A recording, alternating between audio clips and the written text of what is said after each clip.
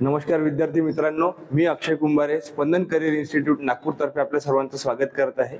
आज आपण रिझनिंगचा comparison type puzzle म्हणजेच तुलनात्मक कोडे हा भाग बघणार आहे। हा परीक्षेत विचारला जाणारा म्हणजे फ्रिक्वेंटली तुम्हाला विचारल्या जातात। तर यामध्ये काय असतं की आपल्याला तुलना करायची असते। तुलना कशामध्ये करतो आपण? वयामध्ये करतो किंवा उंचीमध्ये करतो। मॅक्सिमम क्वेश्चन याच्यामध्येच असतात। काही काही प्रश्न असे असतात की त्याच्यामध्ये अर्निंग्स, कोणाचा पगार किती आहे काय आहे त्याच्यामध्ये तुलना होते। तर याच्यामध्ये जास्त वेळ वाया न घालवता आपण डायरेक्ट टॉपिकला हात घालूया। आता आपण पहिला प्रश्न बघणार आहे। मेन क्वेश्चन आहे आपली पझल आणि त्याच्यावर विचारले जाणारे प्रश्न। आता ही पझल सॉल्व कशी करायची? आता याच्यामध्ये आपल्याला प्रश्न वाचायचा आहे व्यवस्थित आणि बघायचे की तुलना कशामध्ये होऊन राहिलेली आहे। जर मी प्रश्न वाचतो, अलका ही मालापेक्षा वयाने मोठी आहे, म्हणजे वयामध्ये कंपॅरिझन आहे, याच्या वयामध्ये याची तुलना करून राहिलेली आहे। अलका ही मालापेक्षा वयाने मोठी आहे। जर आपल्याला पझल सॉल्व करायचे तर सिंपल आहे, काही हे नाही। आता अलका ही मालापेक्षा वयाने मोठी आहे। आता जी वयाने मोठी आहे तिला मी वर ठेवलाय। तुम्ही जी वयाने मोठी आहे तिला खाली सुद्धा ठेवू शकता।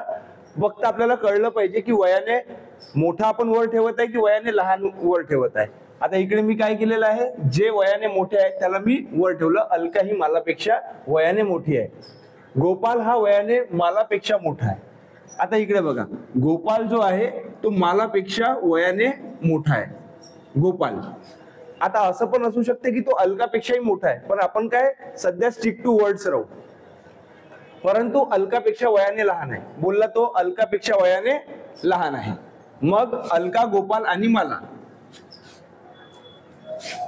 अलका, गोपाल आणि माला अशा पद्धतीने या तिघांमध्ये सर्वात मोठं कोण आहे? अलका। तिच्यापेक्षा लहान कोण आहे? गोपाल। तिच्यापेक्षा लहान कोण आहे? माला। कपिल हा वयाने राम व मालापेक्षा लहान आहे। काय म्हणताय? कपिल हा वयाने राम व मालापेक्षा। आता कपिल जो राहणार हा इकडे राहणार कुठेतरी, आणि तो काय आहे? राम व मालापेक्षा लहान आहे। आता राम जो आहे तो इकडे कुठेही राहू शकतो, राम इथे राहू शकतो। सध्या रामला आपण इकडे बाजूला ठेवून देऊ, रामला नंतर आपण ऍडजस्ट करू। पुढचं स्टेटमेंट वाचू। माला ही रामपेक्षा वयाने मोठी आहे।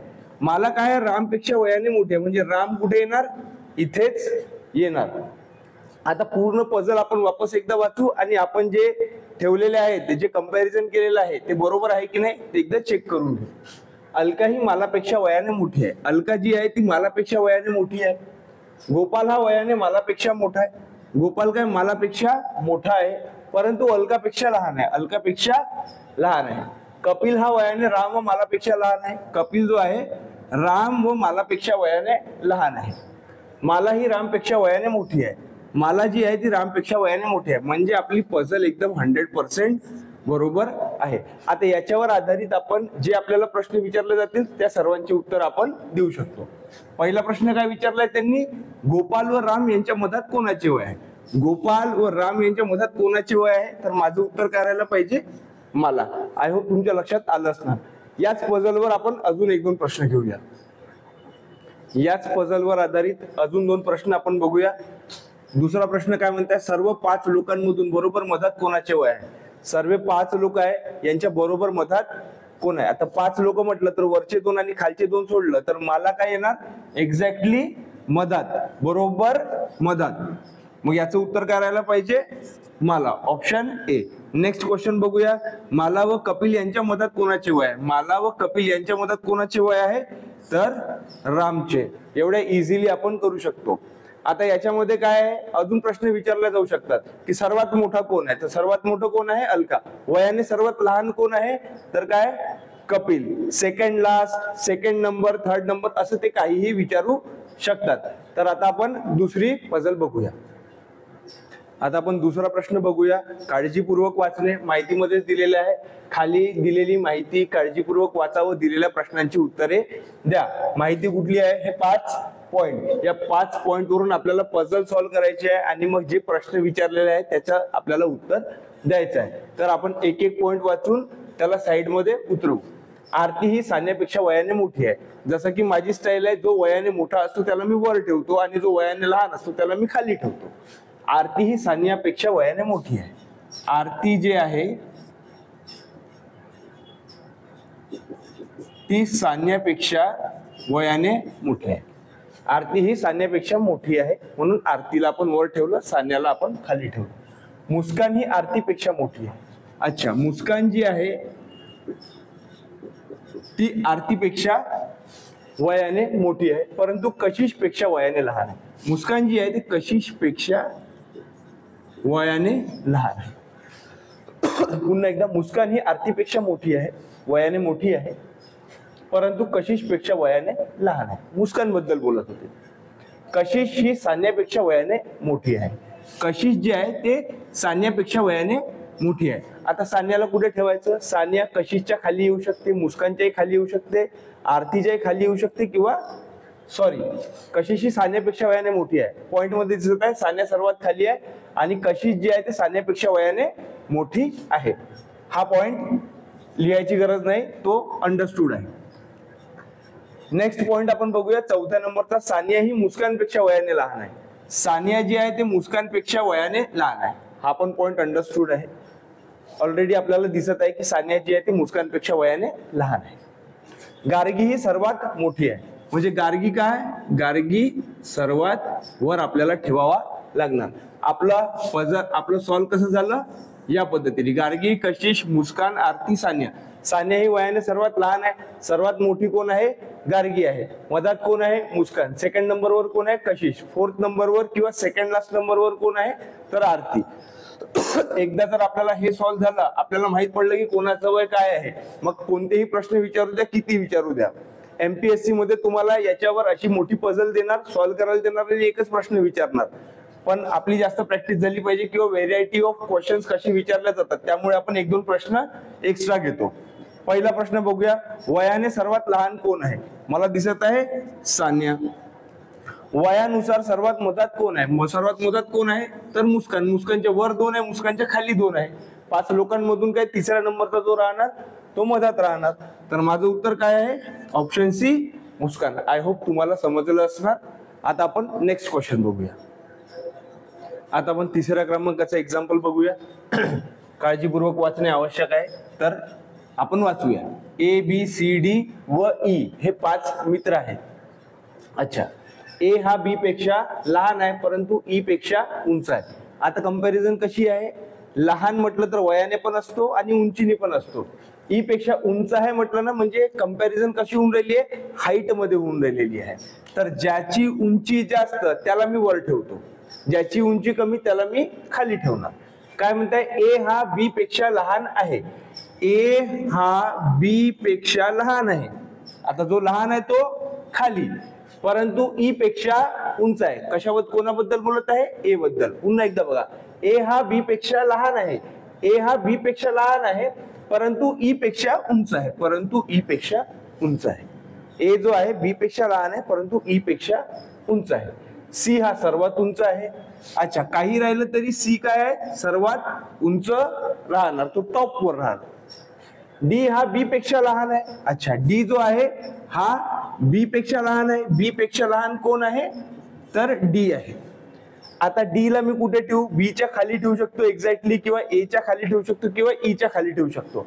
त्यामुळे मी सध्या याला बाजूला ठेवलेला आहे. आपल्याला समोर काही ना काही हिंट मिळणार. बघा, डी हा बी पेक्षा लहान आहे. डी जो आहे बी पेक्षा लहान आहे आणि ए पेक्षा उंच आहे, आणि ए पेक्षा उंच आहे. त्यामुळे डी जो आहे तो इथेच बसणार आणि ए इथे राहणार. या स्टेटमेंटने आपल्याला कळलेलं आहे. एक एक लाईन बरोबर वाचायची काळजीपूर्वक आणि त्याला ड्रॉ करायचं. आता ही आपली सुरुवात आहे, त्यामुळे आपण काय करत आहे? हळूहळू सॉल्व्ह करत आहे. जेव्हा तुमची या टॉपिक मध्ये प्रॅक्टिस वाढून जाईल त्यावेळेस काय होईल की तुम्ही पटपट लोकेट, म्हणजे लवकरात लवकर लोकेट करू शकणार की कोणत्या व्यक्तीला कुठे ठेवायचं. आता याचं काम झालं.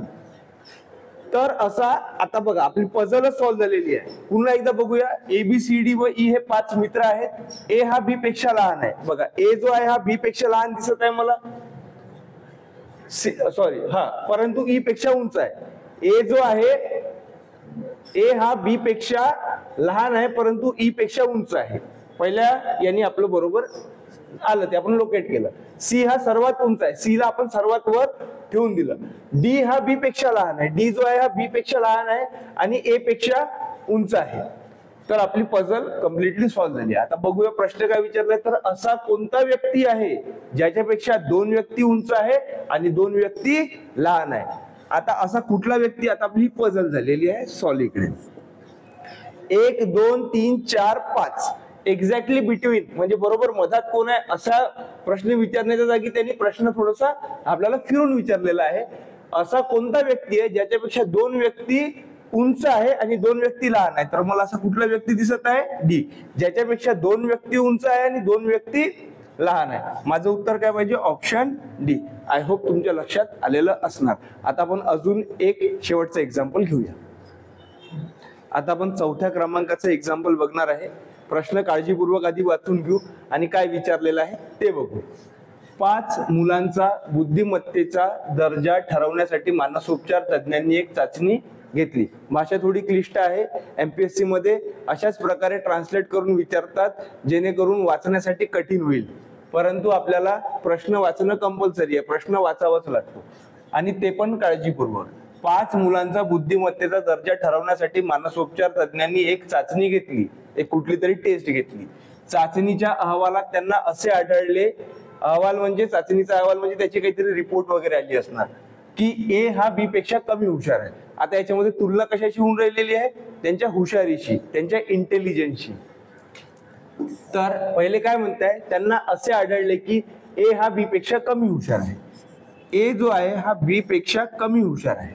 आता मी काय करताय, जो जास्त हुशार आहे त्याला वर ठेवत आहे, जो कमी हुशार आहे त्याला मी खाली ठेवत आहे. सी हा डी पेक्षा कमी हुशार आहे. ओके, याच्यामध्ये बसत नाही. सी जो आहे हा डी पेक्षा कमी हुशार आहे. सी, आता जो जास्त हुशार आहे त्याला वर ठेवलं, जो कमी हुशार आहे त्याला खाली ठेवलं. बी हा सी पेक्षा कमी हुशार आहे. ओके, सी च्या खाली कोण येणार मग, बी. बी हा सी पेक्षा कमी हुशार आहे, बी हा सी पेक्षा कमी हुशार आहे आणि बी पेक्षा कमी हुशार कोण आहे, तर ए. आता याचं काम संपलं. आणि ए हा ई पेक्षा जास्त हुशार आहे. ओके, ए जो आहे हा ई पेक्षा जास्त हुशार आहे म्हणजे काय होणार, ए हा ई च्या वर राहणार. तर कोणता मुलगा सर्वात जास्त हुशार आहे, एकदम डी तर आहेच, पण आपण जी मांडणी केली आहे ती बरोबर केली आहे का ते एकदा चेक करून घेऊया. त्यांना असे आढळले की ए हा बी पेक्षा कमी हुशार आहे. ए जो आहे हा बी पेक्षा कमी हुशार आहे. सी हा डी पेक्षा कमी हुशार आहे. सी जो आहे हा डी पेक्षा कमी हुशार आहे. बी हा सी पेक्षा कमी हुशार आहे. बी जो आहे हा सी पेक्षा कमी हुशार आहे आणि ए हा ई पेक्षा जास्त हुशार आहे. ए जो आहे हा ई पेक्षा जास्त हुशार आहे. त्यामुळे आपण जे पझल सॉल्व्ह केली ते 100% बरोबर आहे. आता याच्यावर कुठला पण प्रश्न विचारू द्या, आपण याचं उत्तर देऊ शकतो. आता इकडे काय विचारलेलं आहे, तर कोणता मुलगा सर्वात जास्त हुशार, सर्वात जास्त हुशार मुलगा कोण दिसत आहे मला, डी मध्ये. अशा पद्धतीनेच आपल्याला याला अप्रोच असायला पाहिजे, अशाच पद्धतीने आपल्याला याला सॉल्व्ह करायचं आहे. आय होप तुम्हाला या लेक्चर मधून एक आयडिया मिळाली असणार की कशा पद्धतीने हे अशा प्रकारचे क्वेश्चन्स सॉल्व्ह करायचे. याच्या नेक्स्ट लेक्चर मध्ये आपण लेवल वाढू, जे कठीण प्रकारचे प्रश्न असतात त्याला कशा प्रकारे आपल्याला टॅकल करायचं आहे ते आपल्याला शिकायचं आहे. एवढं बोलून मी आजचा लेक्चर संपवतो. Thank you very much.